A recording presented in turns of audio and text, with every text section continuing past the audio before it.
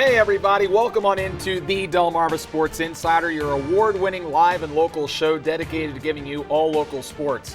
I'm Sports Director Brandon Bossert. What is up? It is yours truly, sports anchor Devin J. Martin. Welcome into the show. We got a lot of playoff football that we got to talk about, Brandon. So much stuff going on. We've got upsets. We've got fantastic finishes. We've also got some great plays out there. Absolutely. We got to start tonight in Centerville, though, with our game of the week, Y-High, on the road tonight in the first round of the playoffs, and they had one thing on their mind, and that was revenge. Yep, that's right, Brandon. The last time these two faced off, Queen Anne's walked away with a 35-28 win. It was a great game, too. Absolutely, and that was at Y-High at County Stadium, so you know the Tribe wanted to pull off the upset and get that revenge. You know they did. All right, Y-High looking to get that revenge on the road tonight, and the Tribe getting off to a hot start. There's Jordan Heyman getting the handoff and runs up the middle. Nothing Queen Anne's can do there. But QA would have something to say about that. KJ Smothers with the rock, and he's been doing this all year, breaking free down the sidelines. No one's going to catch him tonight, folks. We are tied at 7. Less than a minute left in the first quarter, though. Tribe in the red zone. Darius Foreman going to go quarterback keeper here, calling his own number.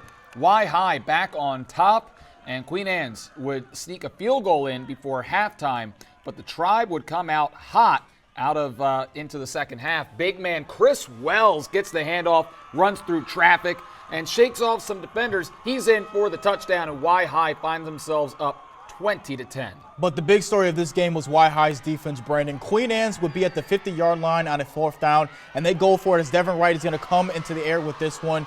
But it's going to be broken up by Deshaun Outlaw. Huge stop for Y-High, and that would be the end of it. The Tribe get their revenge on Queen Anne's in a final score of 20-13.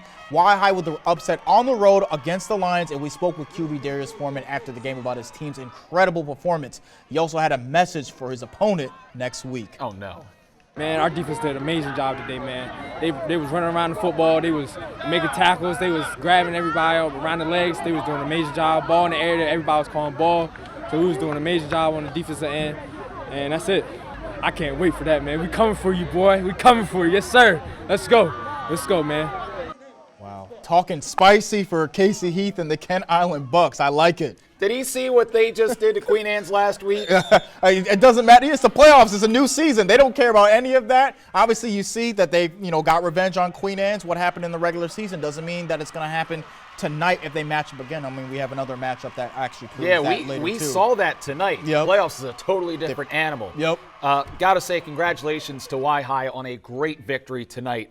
Their defense came up huge tonight. Yep. The defensive line, the star of the game for me for Y-High. Hats off to Y-High because they lost Darius Foreman to an injury in that second half, facing one of the top runners in the state and a fantastic offense, great offensive line. Yep. That defensive line came up huge tonight. Came out with the win, even though they lost their quarterback. And we talked about this with the Tribe a couple weeks ago. Injuries. If they lose Foreman, if they lose Malik, they look like a totally different offense out there. They were still able to get it done, and how they get it done? With defense. On the road, too. So this game, again, was a complete turnaround from the last time they matched up. I mean, last score was 35-28 a couple weeks ago. That game was definitely all offense. I mean, KJ Smothers had at least 3 rushing touchdowns in that game, and he had a great year on the ground all season long. He led the state in yards, rushing yards, and touchdowns, but the fact that the Tribe were able to limit him to 1 touchdown in Centerville, at home, his last game of his high school career, that shows the ability and the potential of this Y-High Tribe defense. Now, the next test will be able to see if they can repeat that against another state-leading rusher in Casey Heath from Kent Island. Yeah, we'll see if they can do that back-to-back weeks. That's going to be a gauntlet for them. But, hey, I just want to say hats off to KJ Smothers. He has been a fantastic runner. Yeah. We saw him great last year, and you know what? He came back even better this year. There's great things in the future for this kid. It's just unfortunate we had to see him go out like this tonight. Yeah, hats off, KJ. Yeah, winners and losers in the playoffs. I mean, but that's what makes these playoffs so exciting because somebody's got to win and someone's got to lose. People got to keep moving forward. Now, that's right. We're going to go to another 2A first-round game. The Easton Warriors hosting the North Carolina Bulldogs. Now, everyone thought Easton's going to win this, right? Absolutely. Right? That's what I was going to say. If you've been following the Bayside all year, you'd expect the Warriors to definitely dominate in this one. But as you mentioned earlier, the playoffs are a different animal than the regular season. Now, off of Nasai Bell's turnover, Easton is going to get the ball in the red zone, and Dustin Blue is going to score the only points that the Warriors would see in the first half. The score is tied up at 7 as we near halftime after that run. But that's when the Bulldogs turn it on. Bell finds Mike Coley, and he makes a nice catch with a nice run with seconds left on the clock. And that stopped at the 1-yard line. Then Zamir Smith, remember that name because we're going to be saying a lot of him tonight in these highlights. He runs it in to give the Bulldogs a 13-7 halftime lead. He points at the camera. He says, "Hi, folks at home. Watch what I'm about to do for the rest of this game." And the second half is when the Bulldogs cranked things up. They were a monster on the ground. You see this huge run right here. That puts them near the goal line yet again. And guess who's going to finish that off for the Bulldogs? It's going to be Zamir Smith yet again. He's going to run it in, do a little sweep. Runs it in for his 3rd touchdown of the game so far, and that's a sophomore right there, but he's not done yet. He's going to break a huge touchdown run. Look at that. He makes the defenders miss. He gets out from the 50-yard line. The Easton's run defense was in shambles all night, and their offense couldn't get anything going. They only managed 14 points. North Carolina secures the massive upset, winning 41-14. I can't believe this. 41-14. The Bulldogs came into the Easton's house, made all the home fans leave disappointed. They were looked at underdogs, but after the game, the Bulldogs said they were all confident in their chances of winning this game. We came in here with no doubt, no doubt. We knew that we can win this game. We just can't beat ourselves. We had a lot of penalties last game, couple games, but we fixed it up today, and we got it done. We matched up with these guys pretty good. I think last time we did not play very well against them. I thought we made a couple little adjustments. Honestly, the game plan was to come out and compete and hopefully give ourselves a chance in the fourth quarter. So that's what we were working on, and the kids just they played their tails off tonight, and we got after these guys, and got fortunate enough to get some points on the board, and that worked in our way. Well, we just came here, we were ready to play, and we're going to celebrate this one and definitely be ready for next week. That's supposed to be Tommy Morris. That comment was not supposed to be there. I'm sorry, Tommy. Congrats on the win. Yeah, congrats, Tommy. All right, what a stunner that was. This one going as planned for Decatur, though, hosting C. Milton right in the 3-6 game. There's Bryson Coleman showing off the Jets. Decatur out in front early. Seahawks knocking on the door. Nate Tapley with the Superman in for the score. Coleman deadly with his legs. Fakes the handoff. Great blocking by the wideout there on the sideline. Another touchdown for Coleman. He can do it through the air, too. There's his favorite target, Luke Murgott, laying out for the score. What a catch by the Duke commit. That was beautiful. Yeah, Decatur, you'll see that in top plays, too. Decatur rolls through C. Milton right easily, and they are on to the regional semis against North Carolina. Wow. Can't wait to see that. Who would have thought? I thought that would have been a Decatur-Easton matchup for sure. Yeah, we were looking forward to that matchup, but North Carolina spoiling the party.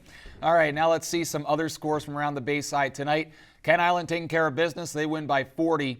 Over in the 2A, 1A, we have Parkside with a 27-24 win over Falston. And from all of us here at 47 ABC Sports, we are so sorry to Rams Nation. Congratulations to the Rams. They're still alive. Yeah, that's what we want to see, too. We wanted to see Parkside come out on top in that one. Elkton, 7-6 winners over Cambridge South Dorchester. And Perryville wins over Kent County 44-14. And finally, in the 3A, Bennett's season comes to an end 42-6.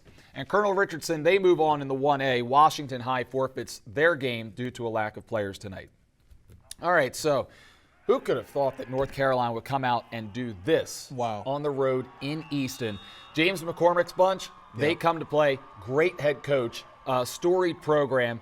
And they came out and they just took it to Easton tonight. Absolutely incredible. Devin, you were at the game. Yeah, I was. Tell us what you saw. I mean, they just blew the doors off the hinges for this game. The first half was very, defense dominated. Neither team could really score. They both only scored 7 points until that last little flurry at the end of the first quarter when they won up 13-7. But it was a complete domination by North Carolina. I mean, I have to, as you mentioned, Coach McCormick, I have to give a lot of credit to him and the coaching staff because the Bulldogs that I saw during the regular season were not the Bulldogs that I saw tonight. That was not the same team that was out there in Easton. The Bulldogs were a completely different team. Their running game was great all night, but their defense was just as good. They held Easton to 14 points. They locked up the Duke commit, Kevin O'Connor. He had nowhere that he could go. He would try to scramble a little bit, wouldn't get any more than 10 yards on a carry, try to make a lot of passes, and the cornerbacks were shutting the wide receivers down for Easton. I mean, and again, these two teams played a couple weeks ago. Easton scored 30+ in the win, but this time Coach McCormick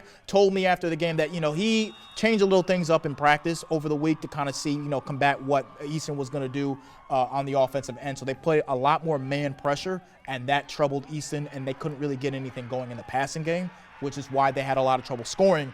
And then, again, the run defense for Easton was just bad. Zamir Smith was just carving through them like a knife. And, again, he had 5 rushing touchdowns tonight. I'm going to give you a stat. He had an Al Bundy +1. Yep. Al Bundy scored 4 touchdowns for Polk High back in '66. But he scored 5 tonight. 5 tonight. That was impressive by the sophomore. But you know what I think that this game showed?